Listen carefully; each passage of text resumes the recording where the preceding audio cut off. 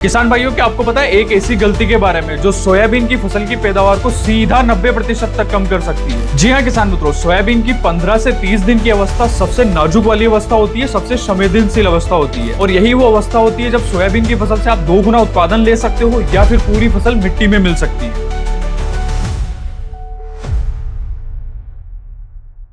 नमस्कार किसान मित्रों, कात्यायनी ऑर्गेनिक्स के YouTube चैनल में आपका स्वागत है। आज के वीडियो में हम बात करने वाले हैं जब सोयाबीन की फसल 15 से 30 दिन की अवस्था पर आ जाए तब उसके अंदर इल्लियों को कंट्रोल कैसे किया जाए, फफूंद जनित रोग को कंट्रोल करने वाले बेस्ट फंजीसाइड कौन से आते हैं, साथ ही साथ में हम जानेंगे फसल के अंदर ज्यादा से ज्यादा फुटाव कैसे लेके आए। और वीडियो के लास्ट तक आप जरूर जुड़े रहें क्योंकि इस वीडियो के लास्ट में मैं आपको सोयाबीन की फसल के अंदर फ्लावरिंग को बढ़ाने वाले एक स्पेशल टॉनिक के बारे में बताने वाला हूँ। तो अभी तक आपने हमारे यूट्यूब चैनल को सब्सक्राइब नहीं करा तो नीचे दिए बटन पर जल्दी से क्लिक करके चैनल को सब्सक्राइब कर लीजिए और इस वीडियो को अपन बिना किसी देरी के शुरू करते हैं।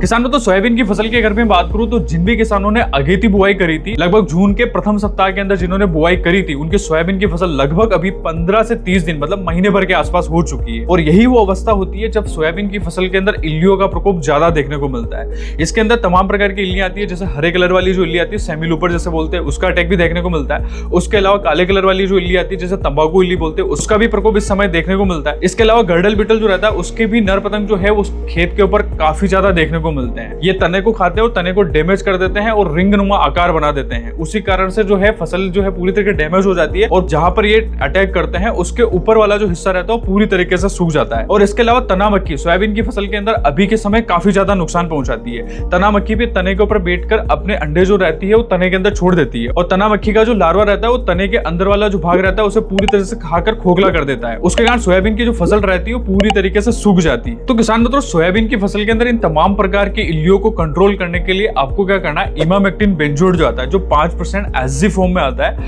आपको उसका स्प्रे करना है। ये काफी अच्छा टेक्निकल है जो फसल की शुरुआती अवस्था में, स्पेशली सोयाबीन की फसल के अंदर जो शुरुआती अवस्था में जितनी भी प्रकार की इल्लियां लगती है, चाहे वो सेमी लूपर हो, चाहे वो टोबैको कैटरपिलर हो या फिर तना मक्खी हो या फिर जो तने के अंदर जो खाने और चबाने वाली जो इल्ली आती है वो इल्ली हो या फिर गर्डल बिटल हो, इनको शुरुआती अवस्था में ये काफी अच्छे तरीके से कंट्रोल करता है। और इमामेक्टिन बेंजोएट जो रहता है वो एक सिस्टमिक रूप से काम करता है, मतलब आप जब भी इसका छिड़काव करोगे तो ये पत्तियों से अवशोषित होकर पौधे के पूरे भाग में फैल जाएगा, मतलब तने के अंदर भी चला जाएगा, तने के अंदर जो इल्ली है उसे भी नष्ट करेगा। उसके अलावा पत्तों के नीचे कोई इल्ली बैठी हुई है या फिर इल्ली ऐसी जगह पर बैठी है जहां पर दवाई पहुंच नहीं पाती है तो वहां पर भी जाकर ये सोयाबीन की फसल के अंदर इल्लियों को काफी अच्छे तरीके से कंट्रोल करती है। इसके अलावा इमामेक्टिन बेंजोएट के साथ अगर आप एक्टिवेटेड नीम ऑयल इसके साथ मिलाते हो तो ये भी काफी अच्छा कीटनाशक है जो जैविक रूप से काम करता है। और अगर आप इसे छिड़काव के रूप में सोयाबीन की फसल में दोगे तो न केवल इल्लियों को कंट्रोल करेगा, उसके अलावा हल्के फुल्के जो रस चूसक कीट आते हैं जैसे महू की समस्या आती है, सफेद मक्खी की समस्या आ रही है, उसके अलावा जैसिड मतलब हरा तेला की समस्या आ रही है, तो ये उनके ऊपर भी काफी अच्छे तरीके से कंट्रोल करेगा।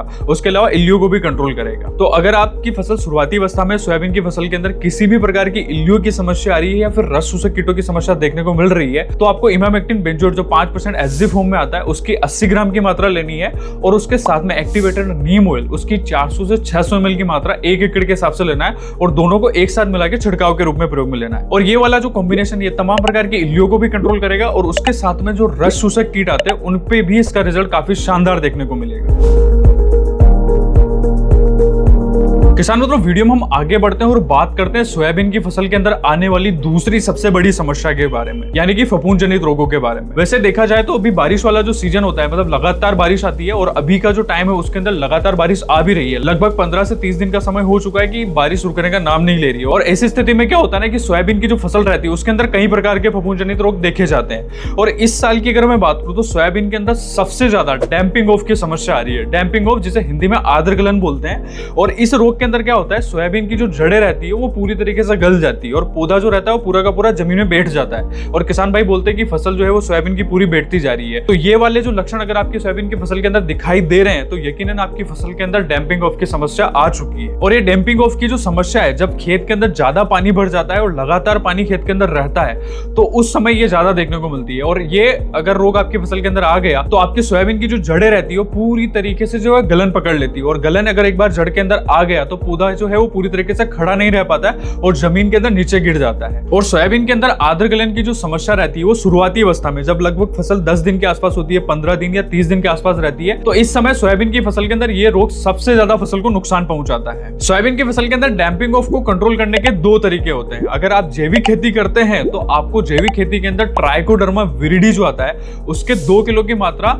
प्रति एकड़ के हिसाब से उपयोग में लेना है। 2 किलो आपको सूखी रेत के साथ में मिला देना है ट्राइकोडर्मा, और पौधे की जड़ों के ऊपर आपको डाल देना है। क्योंकि अभी का समय अगर देखा जाए तो बारिश वाला सीजन है, वो खरीफ वाला सीजन, और खरीफ सीजन के अंदर अगर आप बायो फंजीसाइड को प्रयोग में लेंगे तो इनके रिजल्ट आपको काफी शानदार देखने को मिलेंगे। क्योंकि ह्यूमिड क्लाइमेट जो होता है, मतलब वातावरण में जब नमी ज्यादा रहती है तो बायो फंजीसाइड जो रहते हैं उसके रिजल्ट आपको ज्यादा देखने को मिलते हैं। और दूसरे तरीके की अगर मैं बात करूं तो केमिकल फंजीसाइड के ऊपर भी आप जा सकते हो। केमिकल फंजीसाइड के अंदर आपको थायोफेनाइड मिथाइल जो 70% WV फॉर्म के अंदर आता है, उसके आपको आधा किलो की मात्रा 1 एकड़ के हिसाब से प्रयोग में लेनी। आपको इसको भी सूखी रेत के साथ में मिला देना है और पौधे की जड़ों के ऊपर डलवा देना है। ये भी एक प्रकार का हाईली सिस्टेमिक फंजीसाइड है, मतलब आप जैसे ही इसके अंदर जमीन के अंदर डालोगे तो ये पौधे की जड़ों को जो है पूरी तरीके से कवर कर लेगा और जड़ के ऊपर फंगस नहीं लगने देगा, और सोयाबीन की फसल के अंदर जो गलन की समस्या आती है या फिर डैंपिंग ऑफ की जो समस्या आ रही है उसे पूरी तरीके से कंट्रोल कर देगा।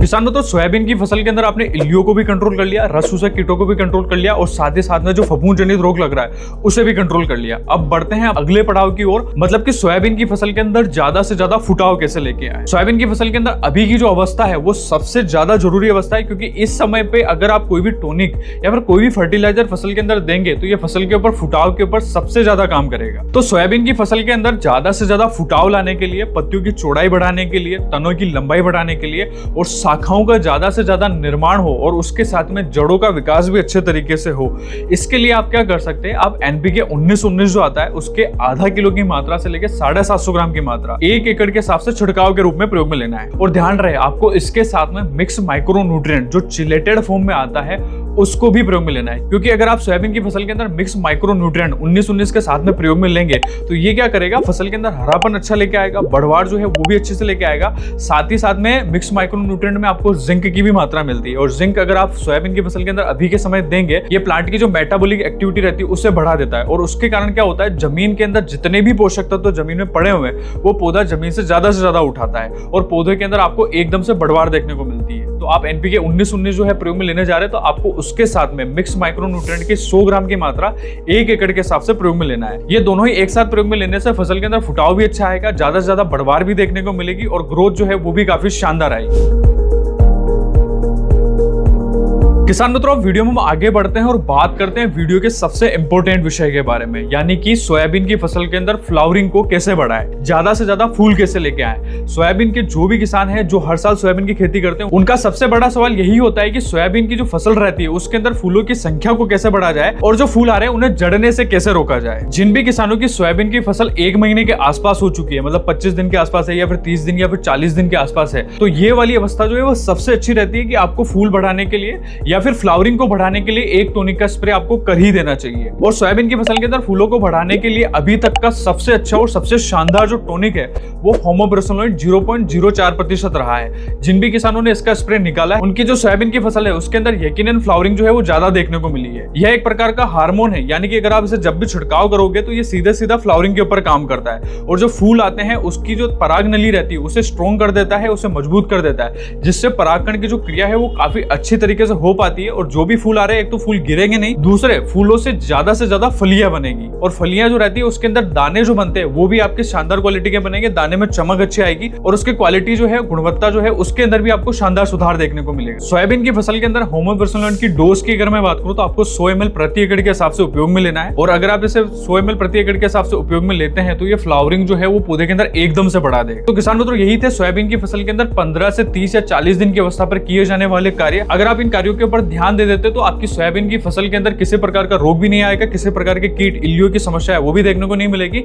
साथ ही साथ में सोयाबीन में फ्लावरिंग जो है वो भी काफी शानदार तरीके से बढ़ जाएगी। तो ये वीडियो के अंदर दी गई जानकारी आपको अच्छी लगती है तो इसे लाइक करें, चैनल को सब्सक्राइब करना ना भूले। साथ ही साथ में सोयाबीन की फसल के अंदर किसी भी प्रकार की कोई समस्या आ रही है, इल्ली आ रही है, फिर रस चूसने वाले कीट आ रहे हैं या फिर फ्लावरिंग नहीं बन पा रही है अच्छे से, तो आपको डिस्क्रिप्शन के अंदर एक फॉर्म का लिंक मिल जाएगा। आप उसके अंदर सीधा सा आपकी फसल की जो समस्या है उसके अंदर लिख दीजिए, हमारे कृषि विशेषज्ञ 24 घंटे के अंदर आपसे संपर्क करेंगे। धन्यवाद।